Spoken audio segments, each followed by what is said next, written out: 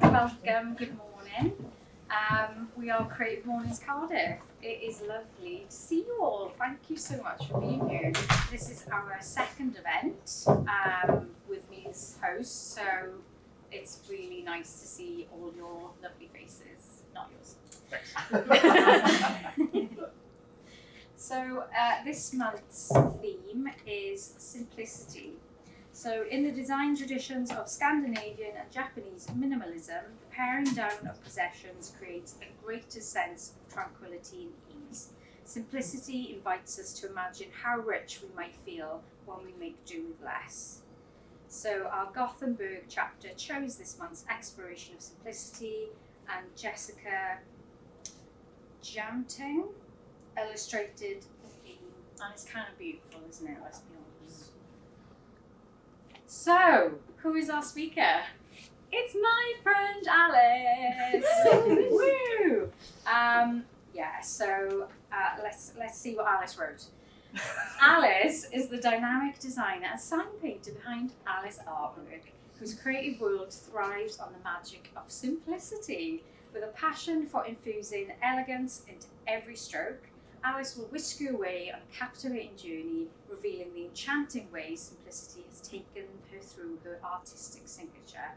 Get ready to be charmed by the artistry of simplicity in design and sign painting as gorgeous Alice takes the stage. Over to you, my love.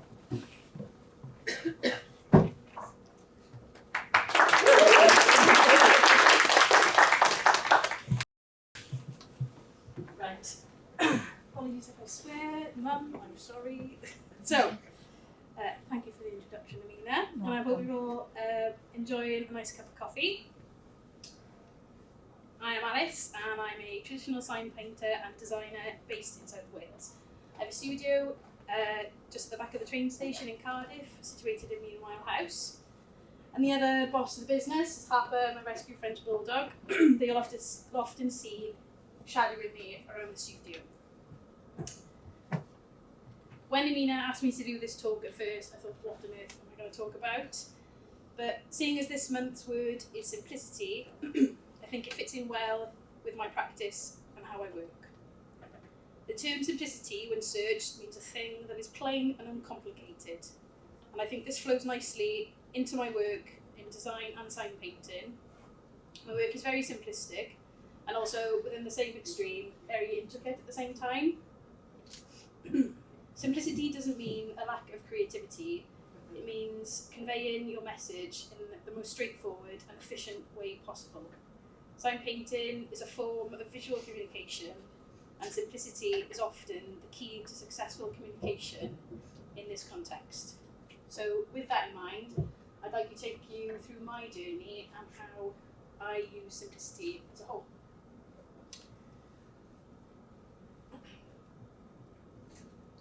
So, during the day, I work full-time as a graphic designer, working remotely for a company, working on a mixture of digital and print work. We do a varied amount of work, from chocolate bar wraps to brochures to email campaigns, and a mix in between. So there is always a variety of work that we work on in the office, but at the sideline of that, there's often a lot of stuff that is quite similar. But this is the stuff that pays the bills, and it also pays for Harper's food and treats. Outside of work, this is where my freedom awakens through Alice Artwork. As a creative, you don't just slam the laptop shut at the end of the day and stop. I think there's always something to engage and thrive the mind. After working 5 years, I felt like I hit a bit of a brick wall within the office, and I wanted to look for a passion project that I could have that was a bit more hands-on. And this is where Alice Artwork was created. But before I start getting into it, I think there's an important bit of backstory to add on to it. This is Nancy and Cyril and me when I was about 5. They used to be milk farmers by trade, and milk farming was in my dad's side of the family for over 50 years. The picture on the right is of my grandparents' butcher's shop that they used to run alongside the milk farm. I love this photo mainly as the signage is what it is, and you get what you get. And back in the day, you'd have a lot more variety than what we have now, but if I'd have my hands on the signage now, I guess that'd be a lot different.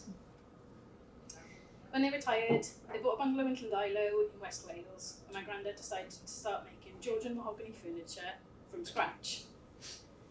He built a wicked workshop in his garage, and when I was ill, I was always in there helping him out, whether it was putting tension points into woodwork to gilding the feet of the furniture that he was making. Grandad had the patience of a saint, and everyone, in everything and everyone that he worked with. You could always tell that by the way he enjoyed his craft. Nothing was ever rushed, and he just took his time. Cyril would be on one side of the house working away, whilst Nancy would be next door cooking for the absolute 5,000. So these are some of the pictures of pieces that he used to make. You see the picture on the right is of a magazine that he used to use as reference for the pieces that he made, and then the picture on the left-hand side is the finished article, which I now have in my dining room, which I'm very proud of. It all started that he wanted to cover a hi-fi that he definitely would have never had or been allowed to have in a farm, and he wanted to make sure that it didn't get dusty, so we found a design, and that's how he started. The running joke is that Mum and Dad, because there was no internet back in those days, go to Harrods, pick up this. Susan would go to Cyril and say, "Can you make me this, please?" And he'd go, "Yeah, you order me the wood and I'll get it done." 3-4 months down the line, another piece of furniture would arrive in the house, and that kind of entailed on from there. So as you can imagine, my mother's house is full of mahogany style furniture. He passed away 15 years ago when we started to clear out his workshop. I found his gilder's tip and pad, which is where I started my journey into sign writing. When I was little, I'd always be showing off and gilding the feet with him to make the brass feet of all these kind of pieces have a real nice shine.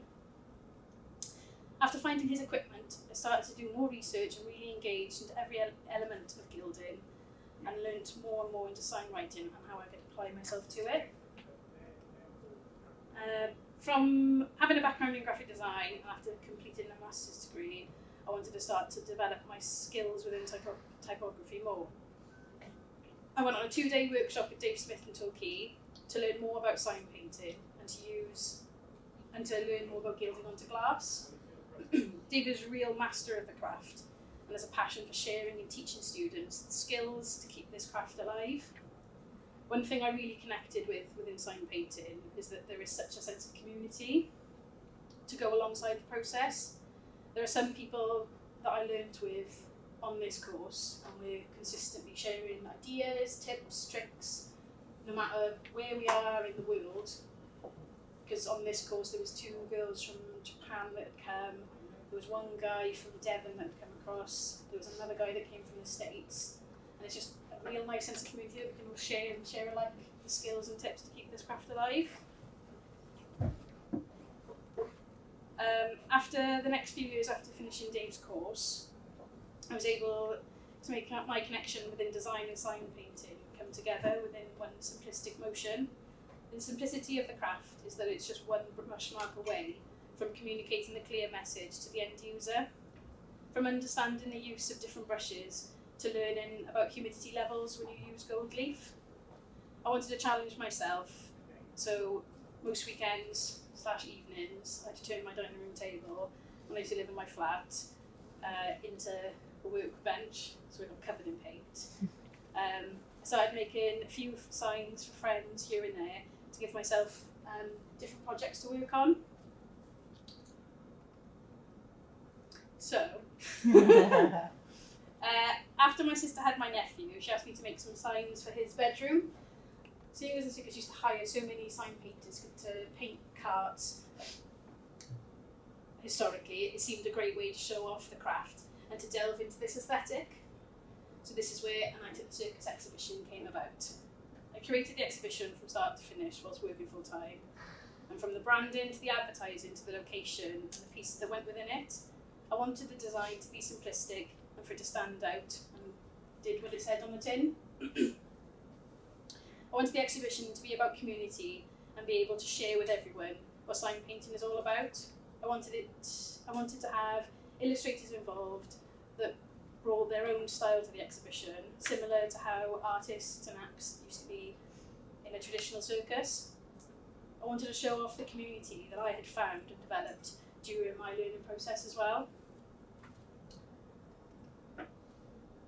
So on the opening night, I wanted to bring in suppliers and other elements to the event to really give it a buzz. So I had Sue from Gold Leaf Supplies, the space in Bridgend, to come and have her own stall where she showed off all of the elements and materials that they have on offer, which is vast considering it's in an industrial estate in Bridgend. We had beer from a brewery in Llandilo where my grandparents were from. We had Josh Hooper Magic and Ellie doing performances during the night, which gave the opening night a real buzz. I'm also a bit old-fashioned in a way. I wanted the exhibition to be as traditional as possible, but within a modern age. I set out sending invites in the post with real ticket slips that were used on entry to the evening. Probably a lot of confetti shoved into these invites at the same time. They were used to share over social media, which gave the exhibition that extra bit of engagement. And as the show was on for a whole month, there was plenty of time for people to come and view. Within the exhibition, these were the pieces that I designed. They're all designed from scratch, and I wanted to show off each technique I'd learned over the last couple of years. They were a labour of love, and they took a while, especially this one. I never do things by half measures, so I wanted to push myself out of my comfort zone to be able to show off all the techniques I've used. So within the exhibition, there was different techniques. So this one was glue chipping, where you sandblast the back of the glass and then put porcelain glue onto the back, and it leaves feathers within the back of the glass itself. This mirror had loads of different sections added onto it that then everyone could engage and add into.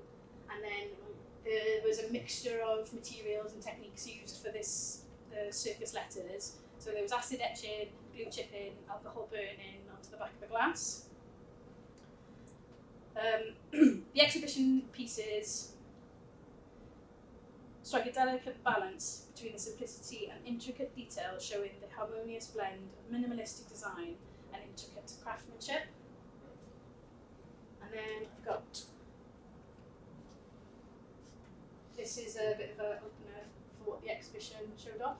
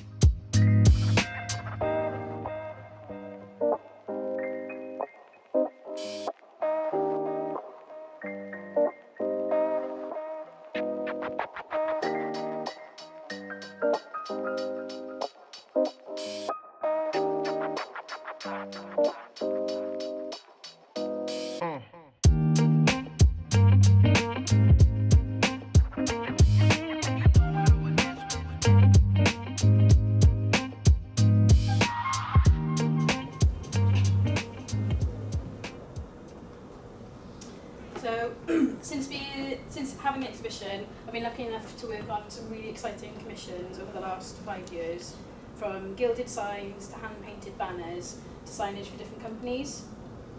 With everything being as busy as it is in this current day and age, I do think that it's important to adapt the craft where possible. For example, the glass pieces that I've been able to make have been a real joy, where it's been an alternative to maybe a traditional sign that would have been made for a shop, for example, where they're now timeless pieces that can be in people's homes. Each job is always different and it has its own pros and cons, and it's the challenge to keep the brain ticking away that I think that it really gives me the enjoyment. Don't get me wrong, there have been nights where I've been up at 4 o'clock in the morning worrying about how I'm going to gild a certain sign and in a certain way to get the best finish possible, but I think we all have that no matter what job we're in. I've also been lucky enough to work with different artists and sign painters, working on murals and signage. For example, Aid on the right hand side, we really connected after he came to the exhibition and I invited him, and we've worked on numerous jobs since. And the chap on the right hand side is Matt right here, where we've been able to work on some internal murals together as well. Here's a few more examples of the pieces that I've been able to work on. The top one here has been, we restored using the original glass and then restored the fan light for this house that had been there for like 100+ years. But the new family that had just moved in were only the preferred owners of the property. They wanted to put their own touch, so they changed the colours slightly but kept the form in the same way. I've brought some of the signs with me today that you can see here. So to summarise my talk and take you through my journey, thank you for following along. I hope to leave you with a profound realisation that sometimes the most meaningful and beautiful paths in life are the ones marked by simplicity. And I'm going to leave you with this. After creating the circus, it made me realise what is possible if you have a passion and a drive to create something simple. You'll sit on the same seat at the end of the day, so go and ask questions and engage with others. You have nothing to lose and probably a lot to gain. Thank you very much. Any questions?